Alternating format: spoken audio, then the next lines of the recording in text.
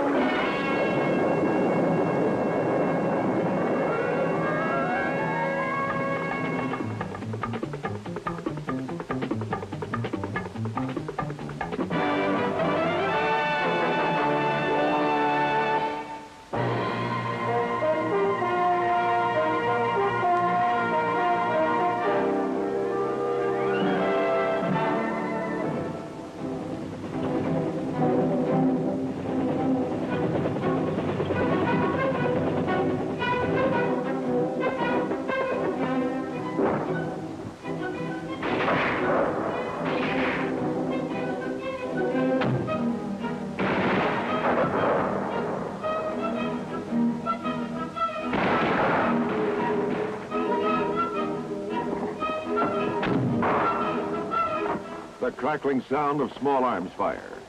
The crump of grenades. These are the background sounds you hear in almost every newsreel report on the war in Vietnam.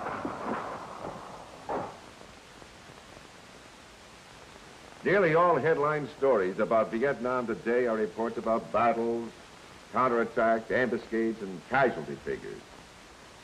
They underline part of the cost of fighting terror and aggression.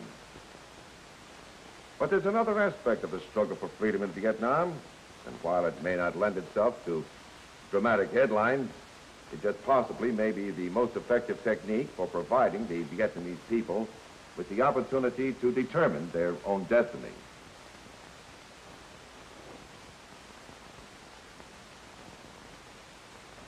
The operation is called Lam Son 2. Now, you may not have heard much about it before, but you'll be hearing more as time goes on. Officially, it's called the Revolutionary Development Program. That's exactly what it is, a revolution. You see, former programs usually meant clearing out the communists and Viet Cong from a village and then moving on. What happened? As soon as the troops were gone, the guerrillas returned, and the reign of terror began again. No wonder the villagers lost faith and hope.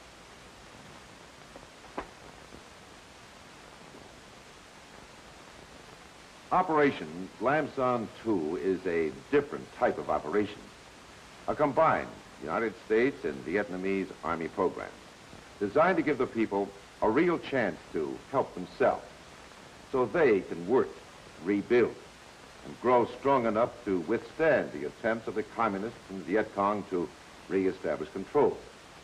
Now, actually, what you are going to see is how Operation Lam Son 2 can transform a fear-ridden village into a healthy, thriving community. A village, well, a village reborn.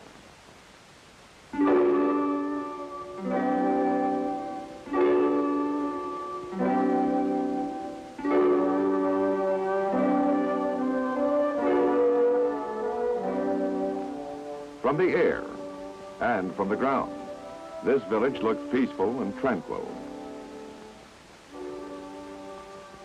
Truth is, it has long been under communist domination, not by choice, but through terror.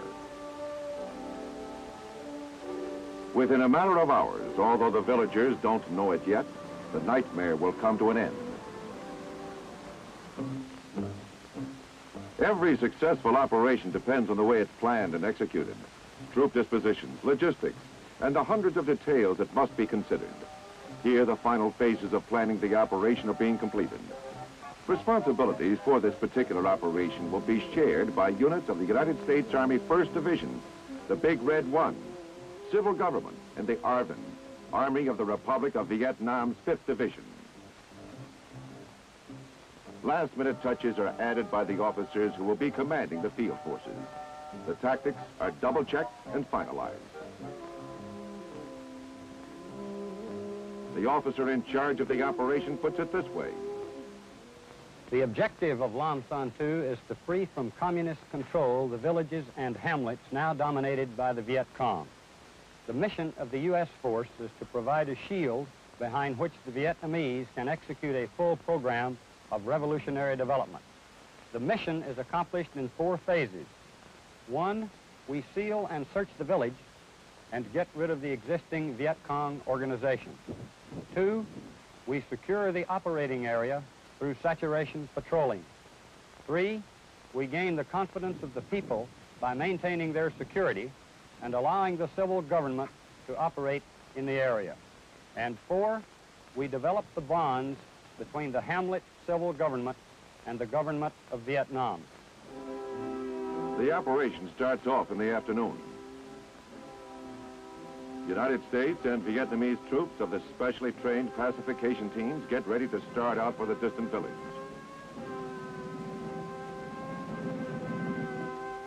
The track vehicles are the first ones to get underway, so that all units will arrive at their positions at the same time. As the troops near the village, they will be traveling under cover of darkness. Other units will be airlifted to the site, so that the village will be completely surrounded by morning.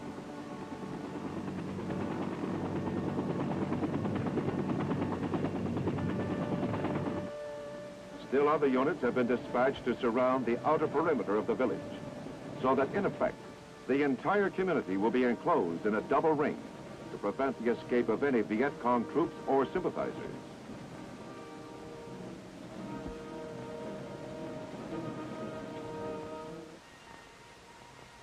By dawn, the village is completely sealed off from any outside contact. At first light, an airborne public address system begins informing the villagers what to expect. No one is to leave the village. All males between the ages of 15 and 45 are to gather at one area for interrogation and identity checks. There will be a festival with entertainment, food, and gifts for everyone. There will also be medical and dental clinics available for those who need them. In addition to the broadcast, leaflets are dropped to make sure that everybody knows what they are to do. Before entering the village, the troops are briefed to treat the people with courtesy and consideration, but to also observe all precautions. Should they come under sniper fire or other hostile action, they are to take appropriate action, swiftly and decisively. The outer ring of troops is also alerted, and the roving patrols activated to make certain no Viet Cong can break out of the steel ring.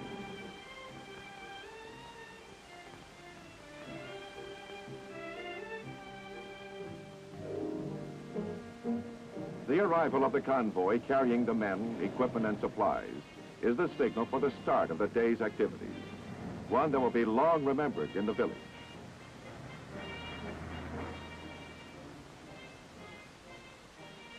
Swinging into action with all the ease and speed of professional roustabouts, the troops begin preparations for the festivities.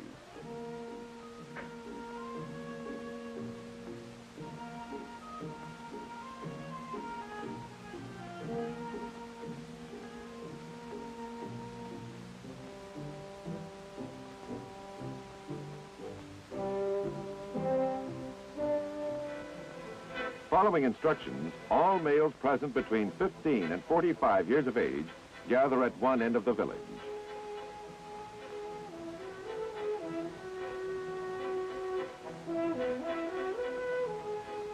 They will be taken to an interrogation center for a check on their identity cards and a thorough questioning, after which they will be returned to the village.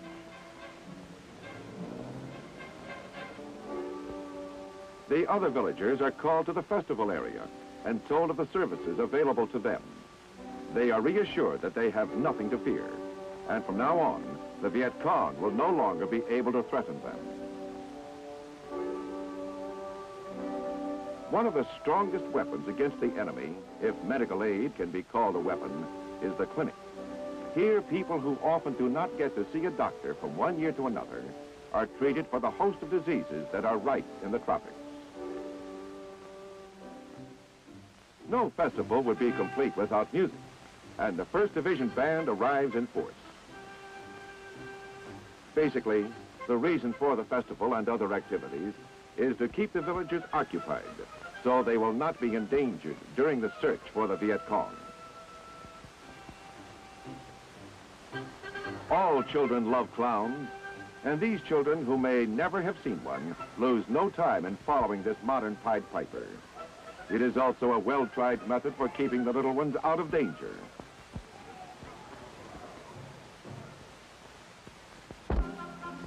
The medical unit, although handling a tremendous load, does much more than administer first aid and take care of minor medical problems. Many of the patients are given a complete checkup, some for the first time in their lives, and when necessary, are given the required treatment and medication, along with simple directions for taking them.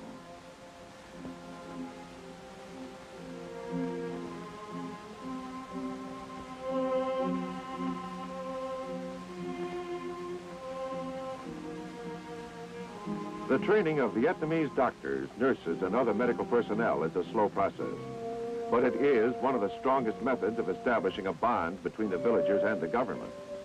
It is perhaps one of the strongest indications that the central government of Vietnam is taking an active and vital interest in the welfare of its people.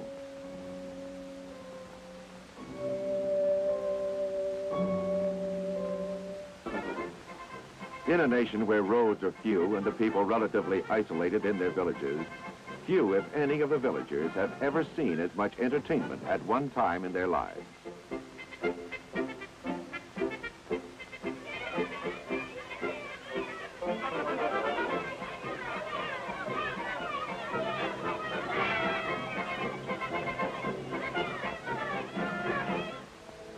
While the other villagers are being entertained, the men are being interrogated.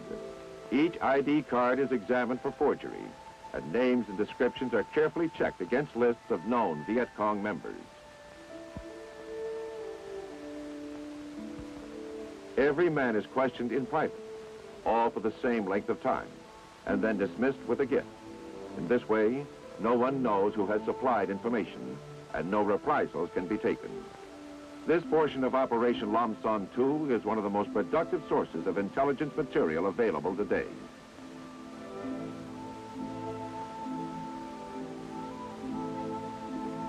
As each man is cleared, he is returned to the village so that he may enjoy the festival and fair. As another facet of the festival and fair, members of the Vietnamese Revolutionary Team provide up-to-date agricultural information on ways for the villagers to improve animal husbandry and increase the yield of their fish ponds, a most important source of desperately needed protein for their diet. While the villagers are being entertained in the festival area, the grim business of the search is going on. Specially trained teams of American and Vietnamese troops with their dogs go through every house, hut, and shed.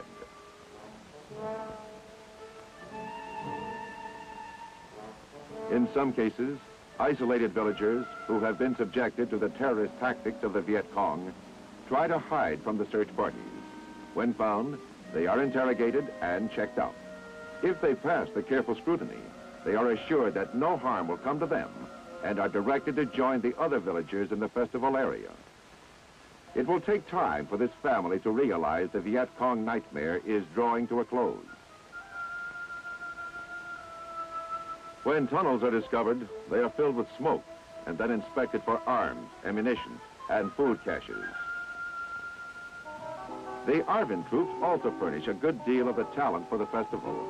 And while this particular group may never make the top 40, the villagers seem to eat it up. And speaking of eating, there's good food and plenty of it. Plates heaped high with fish and rice, meat and vegetables. Ice cream, a rare treat, all you can eat, and then some. Everyone from bent village elder to toddlers, all are fed as never before in their lives. Along with the fun and food, there are also gifts. For youngsters of school age, pencils, copybooks, other scarce and welcome school supplies. For the littler ones, there are toys, candy, and other rare and welcome gifts.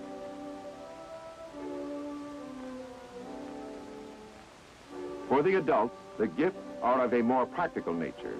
Food, sewing supplies, and other rare and cherished presents. No one is left out.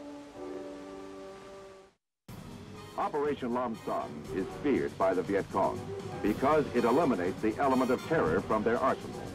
People who are not frightened will resist aggression vigorously.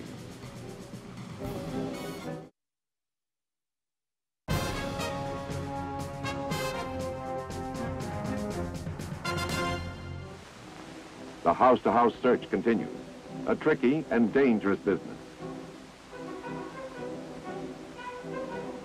This Arvin soldier was hit by a Viet Cong sniper, who was himself killed immediately afterwards. From dawn to day's end, the outer patrols scour the countryside. Operation Lam Son is feared by the Viet Cong because it eliminates the element of terror from their arsenal. People who are not frightened will resist aggression vigorously. Throughout the afternoon, the fun, feasting, and entertainment continues, lightening the load, if only for a while, of a village that has lived too long in the shadow of fear.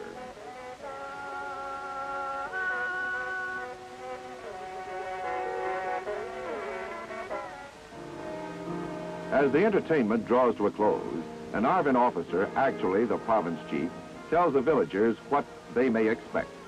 True, the show will end. The festival will be over. But the village will not be left helpless or to fend for itself. Soldiers of the Arvin 5th Division and young men trained as members of the Revolutionary Development Team will remain to help them defend the village against the return of the Viet Cong.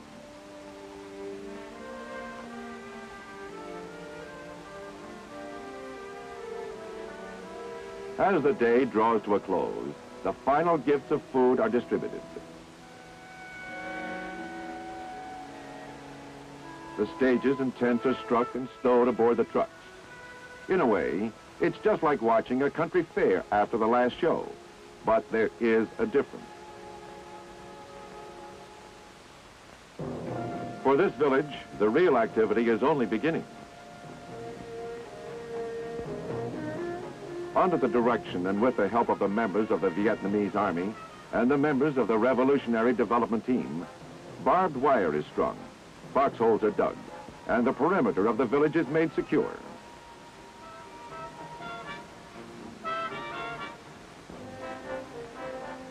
In the days to come, the real strength of Operation Lam Son begins to show. Headed by civic action teams of both the 1st Division and the Arvin 5th, a whole series of carefully planned improvements and village developments are put into action. Wells are often the only supply of water, and they are often contaminated. New wells are dug under the watchful eye of an Army engineer, deep, well constructed, so that the village will enjoy a plentiful supply of clean, pure water that won't become contaminated or collapse during the fierce rains of the monsoon season.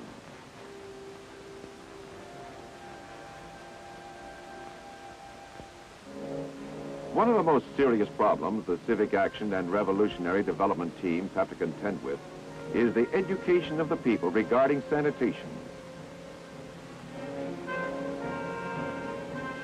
This cesspool was the first of such rudimentary sewage disposal improvements the villagers had ever seen, and they had to be convinced it was necessary for their health and that of their children.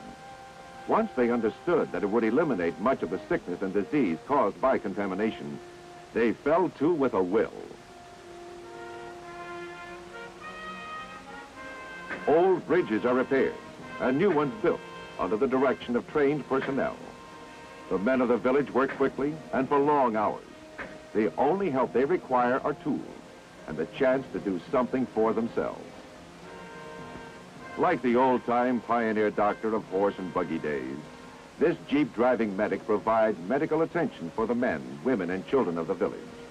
His rounds provide a high point in the life of the people, who for too long have been denied adequate medical care under the callous tyranny of the Viet Cong.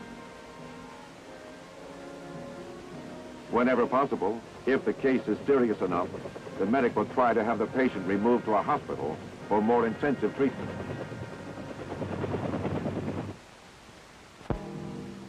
Because of Viet Cong terrorism, some of the fields have not been worked for some time. So it is necessary to use heavy machinery to re-clear the land, so that it may once more produce food.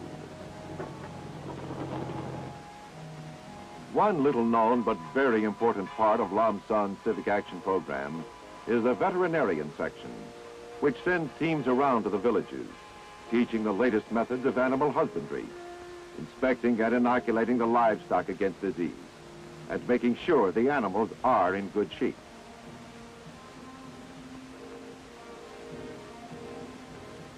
In a country where the general diet is so unbalanced, sometimes they are the only source of protein these people have.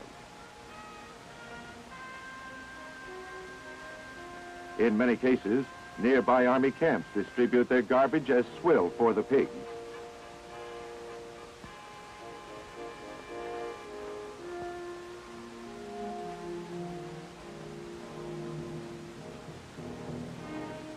In the event that for one reason or another the crop fails, or because the retreating Viet Cong have confiscated the village's food supply, it often becomes necessary for rice to be brought in from other areas. Here, another facet of Operation Lam Son 2 becomes evident.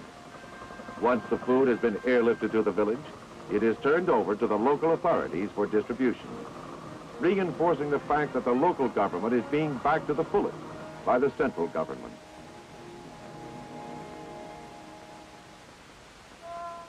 In addition to helping rebuild the village, the civic action groups also set up educational programs.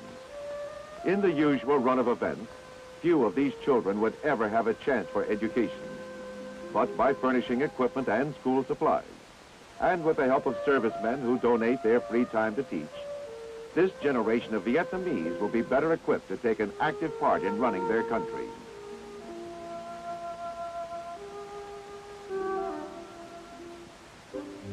Almost every one of us can remember the school playground with its slides, swings, and other equipment. But here, where the children have few places to play and have almost forgotten how to laugh and run, the construction of a merry-go-round becomes a major event. These soldiers bought the materials and donated their off-duty time from patrols because, well, because kids need to play and laugh and have fun.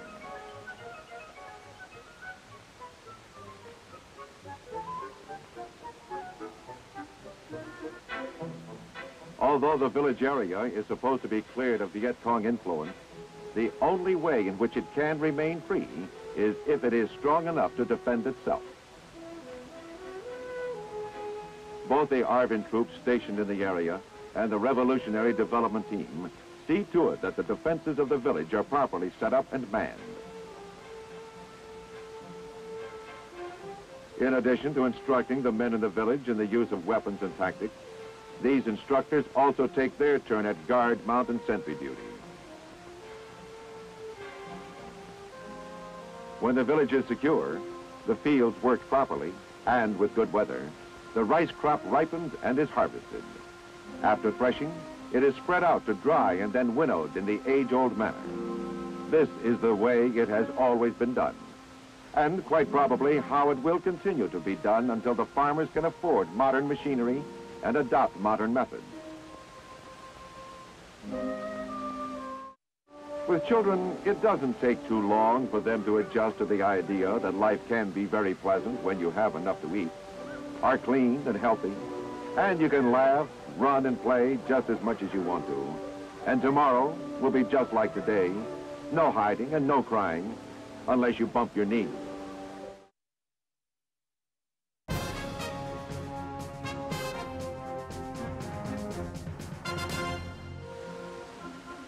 Underlining the fact that Operation Lam Son 2 is in truth a long-range program are such projects as the Little Red Schoolhouse program. By supplying the villagers with tools and materials, as well as expert technical advice, the people can not only build desperately needed schools, but also get the feeling that they are taking on a larger share of the responsibility that comes with self-government.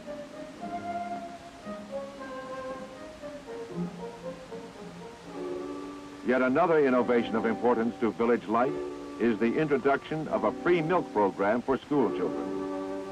Here at home, it may not sound like a great accomplishment, but in a land where only the wealthy can provide such a luxury for their own, the idea becomes a matter of great importance to the parents of these youngsters.